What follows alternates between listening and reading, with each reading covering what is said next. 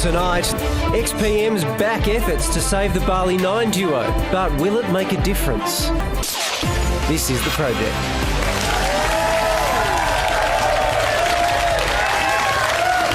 Welcome to The Project, and it's a huge welcome back to Fifi Box.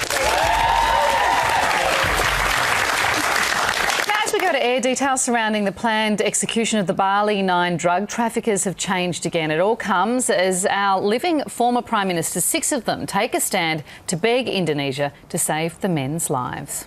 It's tough to imagine a more desperate situation than that of Andrew Chan and Myron Sukumaran, waiting on death row for the knock on the door that'll mean they've got just 72 hours left to live.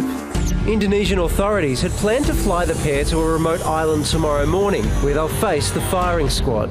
But today, a glimmer of hope as the Indonesian Attorney General announced the transfer will be postponed. I'm completely hopeful. I just don't understand how we can have any other outcome other than that Maya and Andrew are given clemency. For me, it's just there's nothing else that makes sense. The fact is, until the legal process is finished, they shouldn't be executed. Lawyers for the pair say they'll never give up fighting to save the 2 drug smugglers. We've got a good action before the administrative court that we have got high hopes for, and that's got a first listing date of next week.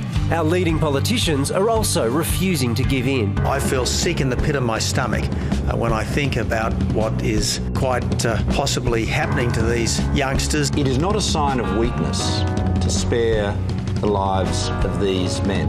And today, 6 former Prime Ministers added their voices to those begging Indonesian President Joko Widodo for mercy. We're hoping that the Indonesians will see it as a plea, just the same as they do on behalf of their own nationals overseas. The toll on those closest to the pair has been horrendous, with Andrew Chan's elderly parents heading home after saying their final goodbyes.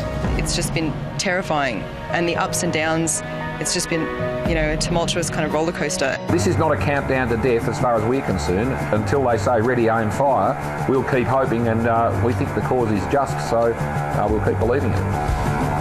Well, Pastor Rob Buckingham has spent the day with the pair and he joins us now. Rob, how have they reacted to the news their move to the island will be postponed? Does it give them some hope? I believe it has, yeah. I've only spoken to Andrew just after the news was given, and he was certainly very heartened by it. How are they holding up?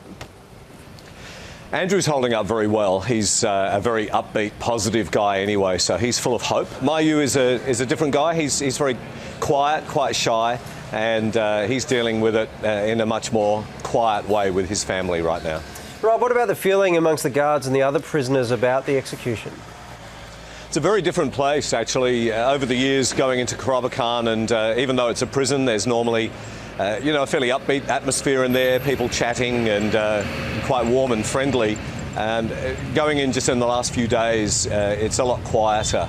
And do you get the sense they're opposed to the executions? I can't speak on behalf of every prisoner or every prison guard. I think, though, that they highly value Andrew and they highly value Mayuran.